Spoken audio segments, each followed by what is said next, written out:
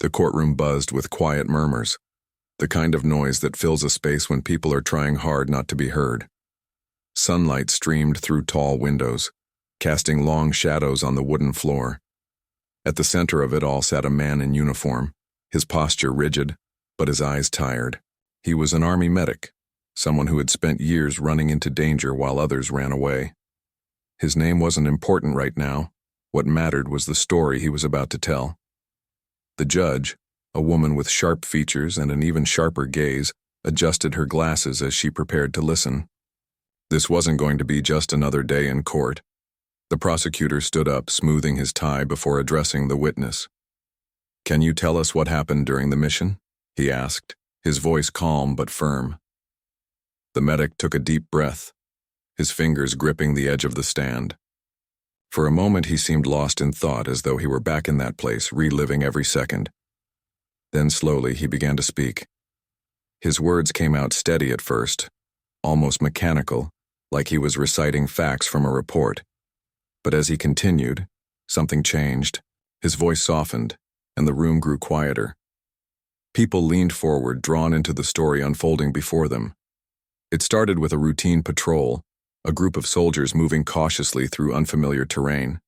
The medic described how the Isaicho air had been thick with tension, the kind that makes your skin prickle and your heart race. They knew the area was dangerous, but no one expected what came next. Suddenly, gunfire erupted from all sides. Bullets tore through the trees, kicking up dirt and debris. Chaos broke loose instantly.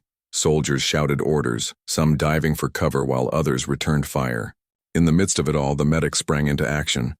His training kicked in, overriding the fear that threatened to paralyze him. He moved quickly, scanning the scene for anyone hurt. One soldier lay crumpled near a tree, clutching his leg. Another was face down in the dirt, unmoving. The medic didn't hesitate. Dropping to his knees beside the first man, he applied pressure to the wound, shouting for someone to pass him a tourniquet. Blood soaked through his gloves, warm and sticky, but he kept working. "Stay with me," he urged, his voice loud enough to cut through the chaos. The soldier groaned in response, a small sign of life that gave the medic hope. Once the tourniquet was secure, he turned his attention to the next casualty. That's when he saw him, a young private sprawled on the ground, blood pooling beneath him. The medic froze for a fraction of a second, his stomach dropping. This kid couldn't have been more than 19, fresh-faced and full of dreams he'd never get to chase. Without thinking, the medic sprinted toward him, dodging bullets that zipped past his head like angry hornets. Every step felt like an eternity, his boots sinking into the soft earth. When he finally reached the private, he dropped to the ground and pressed his hands against the gaping wound in the boy's chest.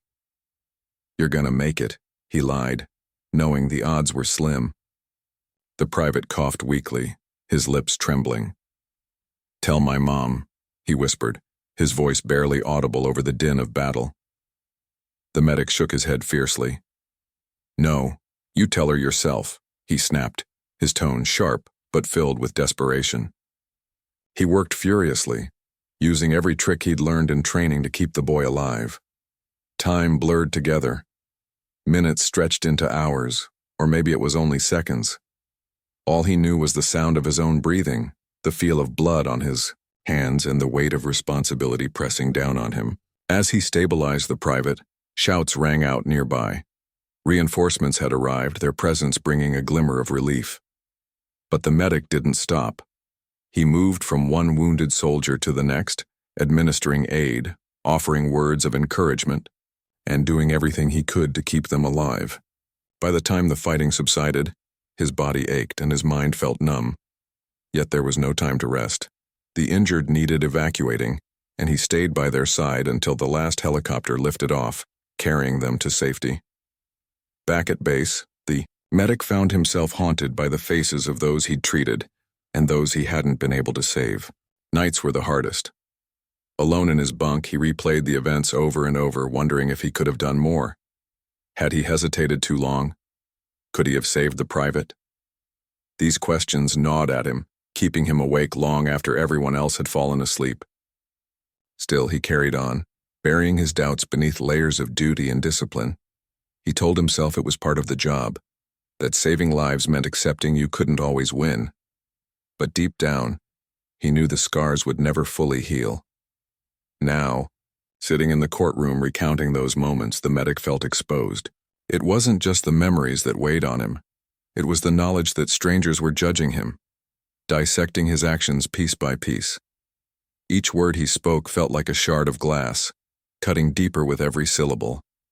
Yet he pushed through, determined to honor the men he'd fought alongside. Their stories deserved to be told, even if it meant reopening old wounds. And so he kept talking, his voice steady despite the storm raging inside him. The medic's voice filled the courtroom, steady but tinged with emotion. He described how the battle had raged on even after he'd managed to stabilize the wounded soldiers. The enemy forces showed no signs of retreating, their attacks relentless and unyielding.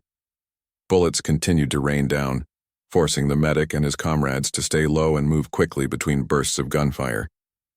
Every second felt like an eternity, every movement a gamble with fate. Despite the danger, the medic refused to leave anyone behind. Again and again, he crawled through the chaos, risking his life to drag injured soldiers to safer spots where he could work. One memory stood out vividly as he recounted it. A sergeant, a man who had always been quick with a joke or a pat on the back, had taken a bullet to the shoulder. The wound wasn't immediately fatal, but the bleeding was severe. The medic reached him just in time, pressing a bandage against the gash to slow the flow of blood. "Hang in there," he said, his voice firm despite the tremor in his hands. The sergeant grinned weakly, managing a raspy chuckle. "You're gonna make me owe you one, Doc," he muttered before passing out. The medic didn't respond. He couldn't afford to lose focus. Instead, he worked tirelessly, stabilizing the sergeant enough for evacuation. But as he looked into the man's pale face, he couldn't shake the thought that this might be the last time they spoke. The medic went on to describe another moment that haunted him, a young soldier named Marcus, barely old enough to grow a beard, who lay motionless on the ground. At first glance, Marcus seemed unharmed, but when the medic knelt beside him, he saw the truth. A piece of shrapnel had pierced the soldier's side, hidden beneath his uniform. It was a small wound, almost invisible but deadly nonetheless. The medic tore open Marcus's shirt, revealing the jagged metal embedded in his flesh. "Stay with me," he urged, his voice tight with urgency. He worked quickly, removing the shrapnel and applying pressure to stop the bleeding. But Marcus was fading fast, his eyes fluttering shut. The medic leaned closer, gripping the young man's hand. "Come on, Marcus," he whispered. "Don't give up now." For a brief moment, Marcus's eyes opened, meeting the medic's gaze. Then just as suddenly they closed again, and the medic knew he'd lost him. The weight of that loss stayed with him, heavy and unrelenting. He didn't have time to mourn. There were still others who needed him, but the image of Marcus's face lingered in his mind. Later, when the fighting finally subsided and reinforcements arrived, the medic allowed himself a moment to sit down. His body ached, his muscles screaming in protest from hours of non-stop movement. Blood stained his uniform, caked onto his hands and arms. He stared at them blankly, wondering if he would ever feel clean again. Around him, the surviving soldiers tended to one another, their faces etched with exhaustion and grief. No one spoke. Words felt inadequate in the face of what they'd endured. Back at base, the medic tried to push forward, focusing on the tasks ahead. But the memories clung to him like shadows, following him wherever he went. Nights were the hardest. In the darkness of his bunk, he replayed the events over and over, questioning every decision he'd made. Could he have saved Marcus? Should he have moved faster to reach the sergeant? These doubts swirled in his mind, keeping him awake long after. The others had drifted off. Sometimes he heard their voices, the soldiers he'd treated, the ones who hadn't made it. They whispered to him in the quiet moments, reminding him of promises he'd made and battles he couldn't win. During the day, he threw himself into his work, determined to stay busy. There were always new injuries to treat, new lives to save. Yet even as he patched up broken bones and stitched wounds, he couldn't escape the feeling that something inside him had shifted. He began to notice things he hadn't before. The way some soldiers avoided eye contact, the way others flinched at sudden noises. He realized they were carrying their own burdens, just like him. It made him wonder how many of them would carry those scars home when the war ended. As he spoke in the courtroom, the medic paused for a moment, his throat dry. He glanced at the judge, then at the prosecutor, searching for any sign of understanding. So far, they seemed focused solely on the facts. How many lives he'd saved, what procedures he'd followed. But the medic knew there was more to the story than numbers and protocols. This wasn't just about medical skills or battlefield tactics. It was about humanity, the raw, messy, undeniable connection between people facing death together. He wanted them to see that, to feel it the way he did. But he wasn't sure they would.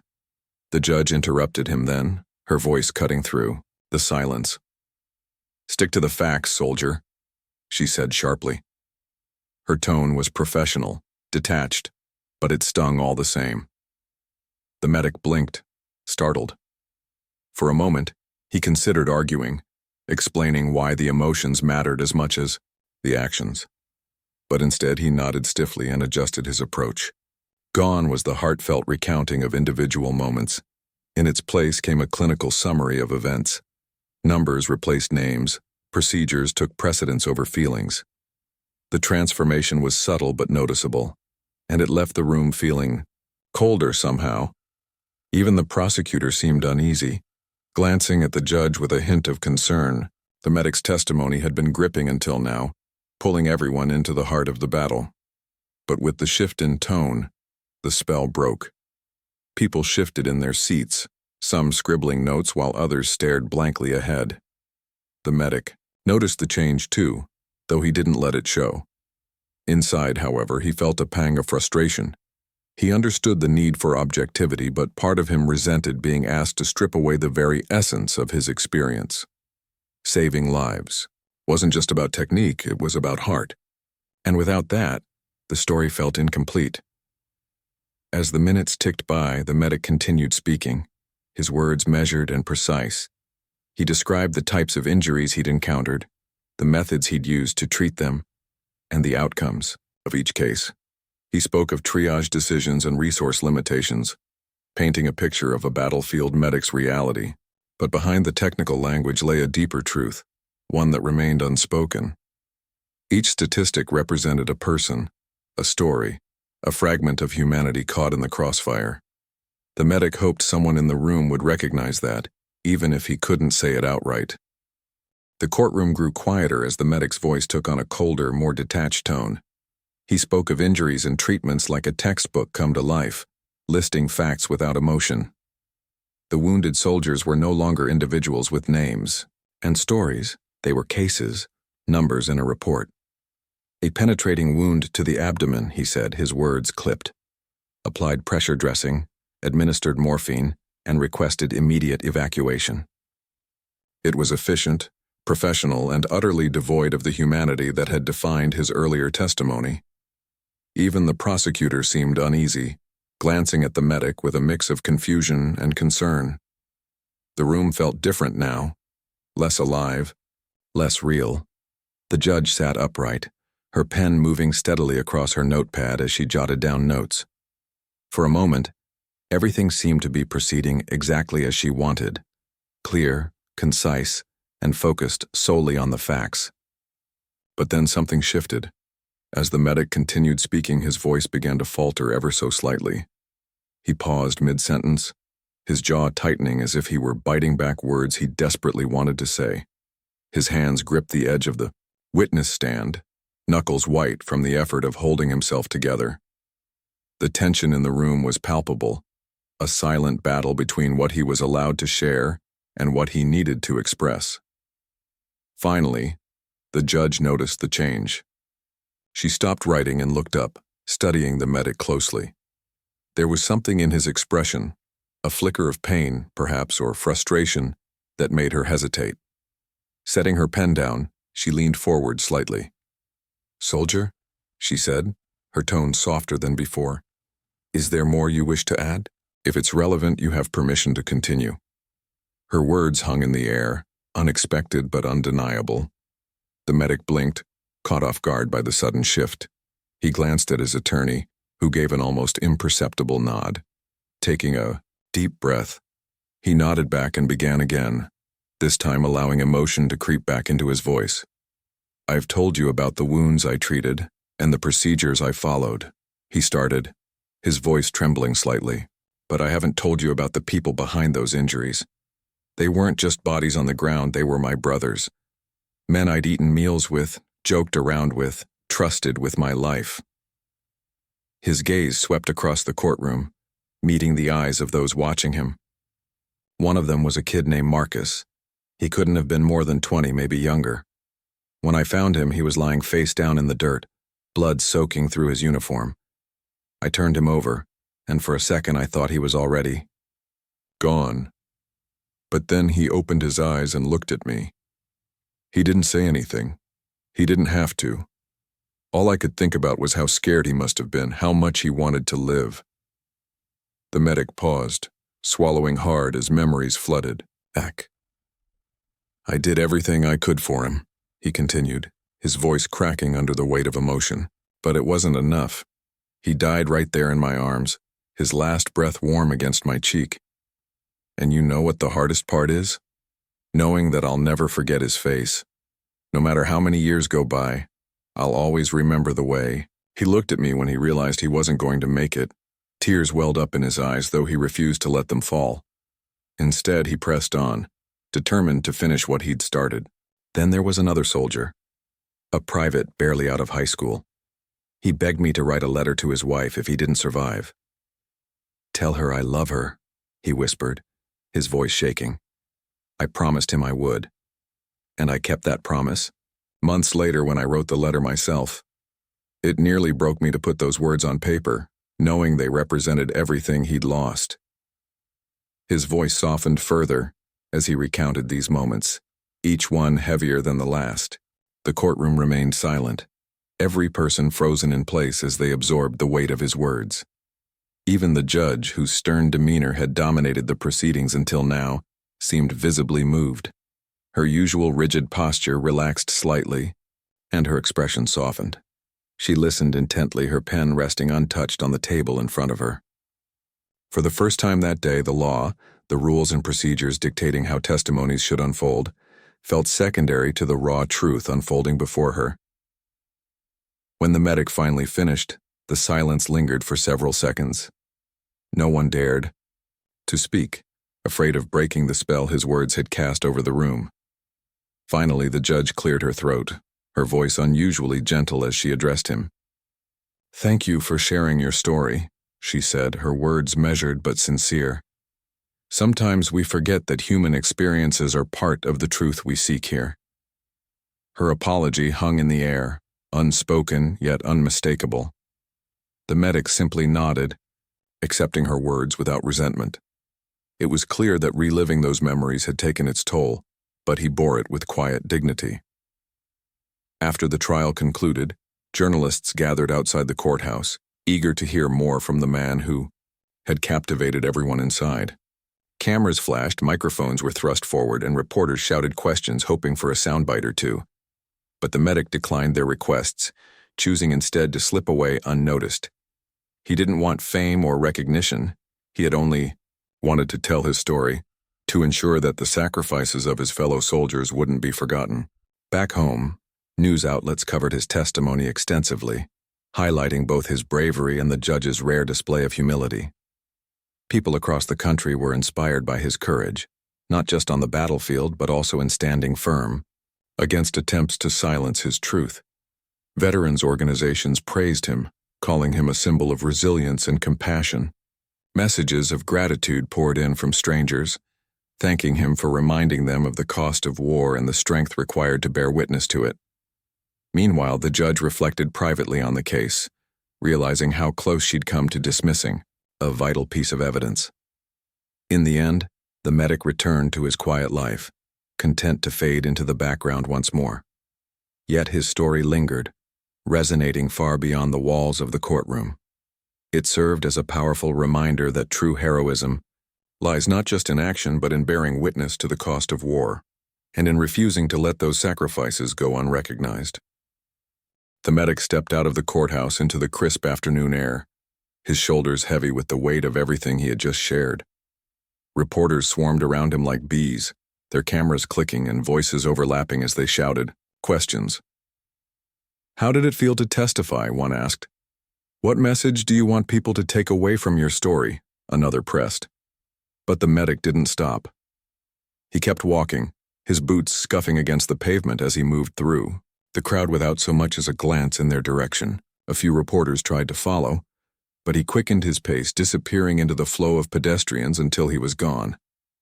Back home, life returned to its usual rhythm, or at least as close to normal as it could be for someone who carried the ghosts of war within him. The medic lived alone in a small house on the edge of town, far enough from the noise and chaos of city life to find some semblance of peace. His days were filled with simple routines, early morning runs along quiet country roads, tinkering with an old car in the garage, or sitting on the porch with a cup of coffee as the sun dipped below the horizon. These moments gave him space to breathe, to push back against the memories that sometimes threatened to overwhelm him. Yet no matter how hard he tried, he couldn't escape the feeling that part of him was still stuck on that battlefield, surrounded by smoke and screams. News of his testimony spread quickly, reaching corners of the country he'd never visited. People wrote letters, hundreds of them, each one filled with words of gratitude and admiration. Some came from veterans who understood the burden he carried. Others were penned by strangers moved by his courage. One letter stood out. A child's drawing of a soldier standing beside a fallen comrade with the words, "Thank you for being brave," scrawled across the top in bright red crayon. The medic pinned it to the wall above his desk, where it hung, alongside photographs of his unit and dog tags he'd saved from those who hadn't made it back. It became a kind of shrine, a reminder of why he continued to fight, not just for himself but for all the lives touched by war. Despite the outpouring of support, the medic remained humble. He didn't seek attention or praise. If anything, he wished the focus would shift away from him entirely. What mattered most, he believed, was keeping the stories of his fellow soldiers alive, the ones who had given everything and asked for nothing in return. Late at night, when the world outside grew still, he often found himself writing. At first it was just fragments, snippets of conversations, vivid images etched into his memory, emotions too raw to ignore. Over time, these pieces began to form something larger, a collection of reflections that painted a picture of war not as a series of battles won or lost, but as a tapestry of human connection and sacrifice. Word of his writings eventually reached local veterans groups, who invited him to speak at events honoring fallen soldiers. The thought terrified him at first. Public speaking wasn't something he enjoyed. It brought back flashes of the courtroom, the weight of everyone's eyes on him as he bared his soul. But after some persuasion, he agreed to attend a small gathering hosted by a nearby chapter of a veteran advocacy organization. Standing before a room full of people, many of whom wore uniforms or carried visible scars of their own, he felt a strange sense of kinship. They weren't strangers. They were family, bound together by experiences only they could truly understand. As he spoke, his voice steadied, growing stronger with each sentence. He talked about Marcus, the young soldier whose face haunted his dreams, and the private who begged him to write a letter to his wife.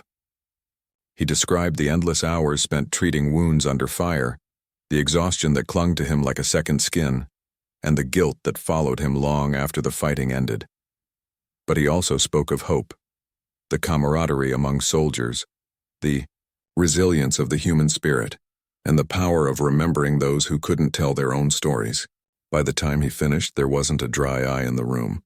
Veterans approached him afterward, shaking his hand or pulling him into hugs, thanking him for putting into words what they had struggled to express themselves.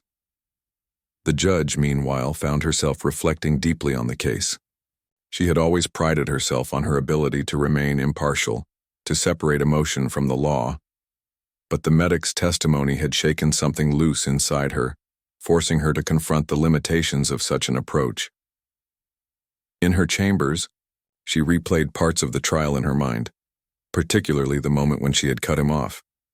She remembered the look on his face, hurt, frustration, determination, and wondered whether she had done more harm than good.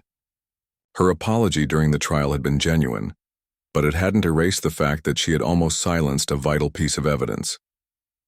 Determined to learn from the experience, the judge began attending workshops and seminars focused on trauma-informed practices in the legal system. She read books written by veterans, listened to interviews, and even met with counselors who specialized in helping soldiers reintegrate into civilian life. Slowly, her perspective shifted. She realized that justice wasn't just about applying laws correctly. It was about understanding the people those laws affected. Each case she presided over became an opportunity to listen more closely, to recognize the humanity behind the facts presented in court. And while she knew she couldn't undo the past, she vowed to do better moving forward, to ensure that no one else felt dismissed or unheard under her watch. Months later, the medic received an unexpected package in the mail. Inside was a framed copy of the judge's ruling in the case, accompanied by a handwritten note. "Your testimony reminded me of the importance of listening, not just to what is said, but to what lies beneath," the note read. "Thank you for teaching me that lesson." The medic stared at the words for a long time, unsure of how to respond. Eventually, he placed the frame on a shelf next to the child's drawing, where it joined the other mementos that helped him hold on to hope. Though his journey was far from over, the medic felt a glimmer of peace settle over him. He knew the scars of war would never fully heal, nor should they. He carried them as a testament to the lives he had touched and the sacrifices he had witnessed. But he also knew he wasn't alone. There were others who understood, who shared his burden and his resolve to honor the fallen. Together they formed a community of remembrance, ensuring that the stories of those left behind would never fade into silence. The medic's days began to take on a new rhythm, shaped by the unexpected ripple effects of his testimony. Letters continued to arrive, some from veterans sharing their own stories, others from families grateful for his service. Each envelope carried its own weight, filled with emotions that ranged from sorrow to gratitude. He read them all carefully, often late at night when the world outside was quiet. Some letters made him smile, a child thanking him for being brave, a grandmother recalling her son who had served alongside men like him. Others brought tears to his eyes, reminding him of losses he still struggled to accept. But no matter how difficult the content, he never threw a single letter away. Instead, he tucked them into a wooden box he kept under his bed, building a growing archive of human connection. One day, as he sorted through another batch of mail, he came across a letter that stood out. It wasn't written on fancy stationery or sealed in an official-looking envelope. The handwriting was shaky, almost illegible, and the paper smelled faintly of smoke. Inside, the message was brief but powerful. "I lost my brother in the war. Your words helped me understand what he went through. Thank you for keeping his memory alive." The medic stared at the note for a long time, tracing the uneven letters with his fingertips. For the first time in years, he felt a flicker of something he couldn't quite name. Relief, maybe, or validation. His testimony hadn't just been about honoring the soldiers he'd known. It had reached people he would never meet, offering them a sense of closure they desperately needed. Inspired by the impact his story had on others, the medic decided to share more of his experiences, not just through letters, but in person. Local schools started inviting him to speak at assemblies, eager for students to hear firsthand accounts of courage and sacrifice. At first, he hesitated. Talking to adults was one thing, but children? Their innocence seemed too fragile to bear the harsh realities of war. Yet when he finally agreed to visit a middle school auditorium, he discovered something surprising. The kids listened intently, their wide eyes fixed on him as he spoke. They asked thoughtful questions. Why did you become a medic? How did you stay brave? What can we do to help veterans? Their curiosity reminded him of why he had chosen this path in the first place: to protect, to heal, and to inspire. Each speaking engagement became a chance to bridge the gap between generations. He told the students about Marcus, the young soldier, whose last breath still lingered in his memory. He described the private who begged him to write a letter to his wife, explaining how promises made in the heat of battle stayed with him long after the fighting ended. He didn't sugarcoat the horrors of war, but he also emphasized the humanity that persisted even in the darkest moments. War isn't just about weapons and battles, he told them. It's about people, the ones who fight, the ones who wait for them to come home, and the ones who remember them when they don't. By the end of each talk, the room was silent, the weight of his words sinking in. Teachers often thanked him afterward, saying his stories inspired their students to think deeper, care more, and appreciate the freedoms they sometimes took for granted. Back at home, the medic found himself reflecting on these interactions. He realized that sharing his story wasn't just about healing himself, it was about planting seeds of understanding in others. Every child who listened, every adult who wrote to him, every veteran who nodded in agreement during his speeches, they were all part of a larger effort to keep memories alive. War might fade from headlines, and soldiers might return to lives, far removed from the battlefield, but forgetting came at a cost. The medic refused to let that happen. If anything, his mission had grown clearer, to ensure that no one ever forgot the price paid for peace. Meanwhile, the judge's transformation continued to unfold in subtle but meaningful ways. Her courtroom became a space where voices once dismissed now found room to be heard. She began asking more questions, not just about facts, but about context. Why had a defendant acted the way they did? What circumstances had shaped their choices? Her colleagues noticed the change, some raising eyebrows at her newfound willingness to dig deeper, but she didn't care. Justice, she had learned, wasn't black and white. It was messy, complicated, and deeply personal.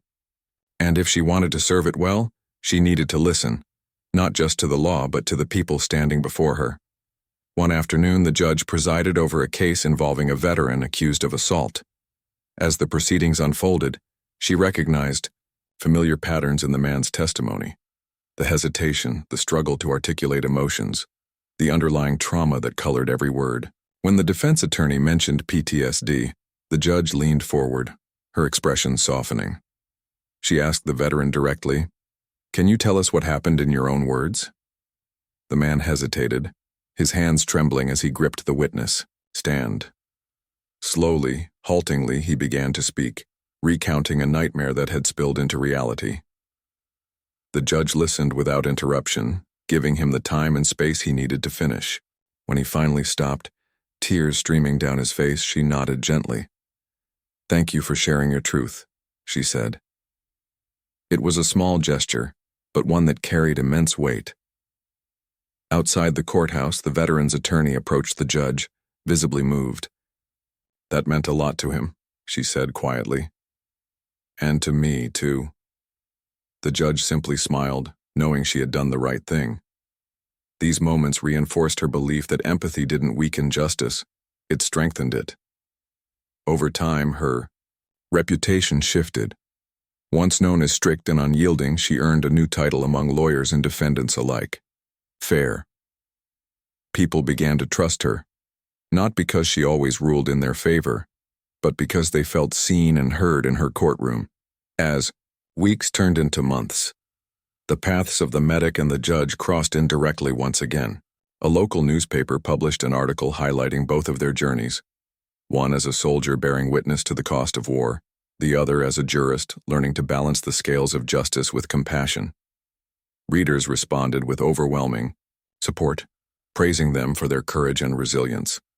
The medic received a copy of the article in the mail, sent by a friend who thought he should see it. He read it slowly, his eyes lingering on the judge's quotes about listening and understanding. Despite everything, he felt a sense of respect for her. She had made a mistake, yes, but she had owned it and grown from it. That, he realized, was rare. In the evenings, the medic returned to his writing, pouring his thoughts onto pages that grew thicker with each passing week. His reflections evolved beyond personal memories, expanding into broader themes of loss, healing, and hope. He wrote about the importance of community, not just among veterans, but among everyone affected by war. He described the power of storytelling, how sharing pain could lighten its burden, and he expressed gratitude for the strangers who had reached out to him, reminding him that he wasn't alone. Though he doubted anyone would ever read his words beyond those closest to him, the act of writing itself brought him comfort. It was his way of processing, of making sense of a life forever changed by conflict. One evening, as he sat on his porch watching the sunset, the medic felt a rare moment of calm. The scars of war remained, etched into his body and soul, but they no longer consumed him. He had found purpose in sharing his story, in ensuring that those who couldn't speak for themselves were remembered. The road ahead wouldn't be easy. He knew that, but he also knew he didn't have to walk it alone. Across town, the judge sat in her study, reviewing notes from the day's cases. Her mind drifted to the medic's testimony, the turning point that had reshaped her approach to justice. Together, though miles apart, they embodied a shared truth. Healing begins when we choose to listen, not just to the world around us, but to the echoes within ourselves. The medic's life settled into a rhythm that felt both familiar and new. Each morning he woke early, the crisp air filling his lungs as he stepped outside for his run. The quiet streets of his small town offered a sanctuary, a place where the noise of war couldn't follow him. Yet even in these peaceful moments, fragments of his past lingered, flashes of faces, echoes of voices, the weight of memories too stubborn to fade. Instead of fighting them, he began to embrace them, viewing them not as burdens but as reminders of the lives he had touched. His runs became meditative, a time to reflect on how far he'd come and how much farther he still wanted to go. One day, as he jogged past the local high school, he noticed a group of students gathered near the flagpole. They were setting up a display, a wall of photographs and handwritten notes dedicated to soldiers who had served their country. Curious, he slowed his pace and approached. A teacher recognized him immediately and waved him over. "We thought of you while putting this together," she said with a warm smile.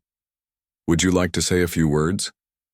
The medic hesitated, unsure if he was ready to speak again so soon, but the students' eager faces convinced him. Standing before the makeshift memorial, he shared stories of courage and sacrifice, his voice steady despite the lump in his throat. When he finished, the students erupted into applause, their gratitude evident in every clap and cheer. These interactions became more frequent as word of his openness spread. Veterans organizations invited him to join panels.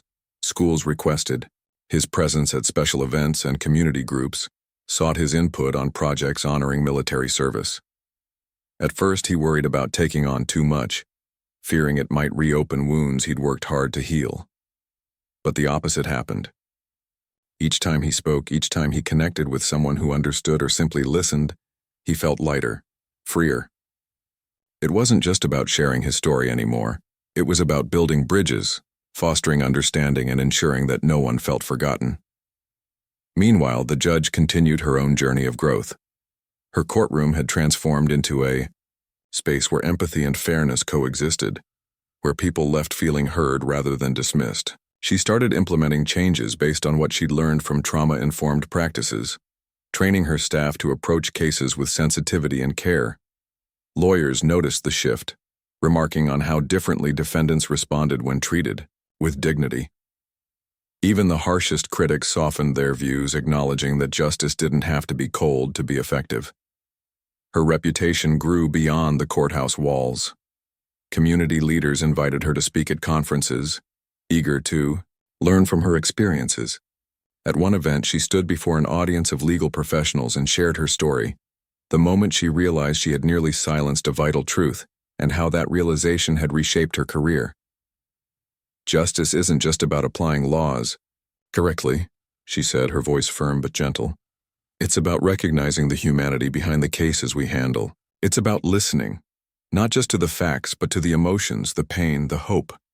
That's where real change begins." Her words resonated deeply, earning her a standing ovation and sparking conversations that continued long after the conference ended. Back home, the judge kept a copy of the medic's framed testimony in her office, a constant reminder of the lesson she'd learned. Occasionally, she found herself wondering what he was doing, whether his life had found the same balance hers had. Though their paths hadn't crossed since the trial, she felt a quiet kinship with him, a shared understanding of the importance of bearing witness. Both of them had been changed by that day in court, not because of what they'd done, but because of what they'd allowed themselves to feel. The medic, too, thought about the judge from time to time. He admired her willingness to admit fault and grow from it, qualities he knew weren't easy to cultivate. In his mind, she represented something larger, a system capable of learning, adapting, and becoming better. It gave him hope, not just for himself but for others navigating similar struggles. He often wondered if she realized the impact she'd had on him, how her apology had validated his decision to share his story fully. If nothing else, their brief connection proved that healing was possible, even in the most unexpected places. As months turned into years, the medic's writings took shape into something tangible. What had started as scattered reflections evolved into a collection of essays, each one exploring different aspects of his journey. Friends encouraged him to publish, insisting that his words could inspire others. At first, he resisted, uncomfortable with the idea of putting such personal thoughts out into the world. But eventually, he relented, deciding that maybe, just maybe, his story could help someone else find their way. The book was released quietly, without fanfare, but it quickly gained attention. Readers praised its honesty, its vulnerability, and its unwavering focus on humanity. Letters poured in once again, this time from people who had never served but felt deeply moved by his perspective. The judge read the book shortly after its release, devouring it in a single weekend. She underlined passages, scribbled notes in the margins, and paused often to reflect on how closely his experiences mirrored her own evolution. When she reached the final page, she set the book down with a deep sense of gratitude, not just for the medic's courage, but for the reminder that growth was always within reach. Inspired, she wrote him a letter, thanking him for sharing his story and expressing how much it had meant to her. She mailed it without expecting a response, content simply to let him know he'd made a difference.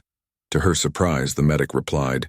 His letter was short but heartfelt, thanking her for her kind words and acknowledging the role she'd played in his healing process. "You taught me that being heard matters," he wrote. "And I think I reminded you that listening does too. Maybe that's all any of us can hope for, to connect, to understand, and to keep moving forward." The judge folded the letter carefully and placed it in her desk drawer, where it joined the framed testimony as a cherished keepsake. Years later, the medic stood once again in front of a crowd, this time at a National Veterans Summit. The room buzzed with energy, filled with people eager to hear from someone who had lived through war and emerged stronger on the other side. As he began to speak, his voice carried the same raw honesty that had captivated audiences before. He talked about loss, resilience, and the power of storytelling. He described the judge who had apologized for cutting him off, the students who had inspired him with their curiosity, and the strangers whose letters had reminded him he wasn't alone. By the time he finished, the room was silent, the weight of his words hanging in the air like a promise that even in the face of unimaginable hardship there is always hope. The judge, watching a live stream of the event from her office, smiled softly as he concluded. She realized then that their journeys, though separate, had intertwined in ways neither of them could have predicted. Together, they had shown that healing wasn't linear. It was messy, complicated, and beautiful. And though scars remained, they no longer defined them. Instead, they served as testaments to survival, to the strength required to carry on, and to the unshakable belief that even in the darkest moments, light could be found.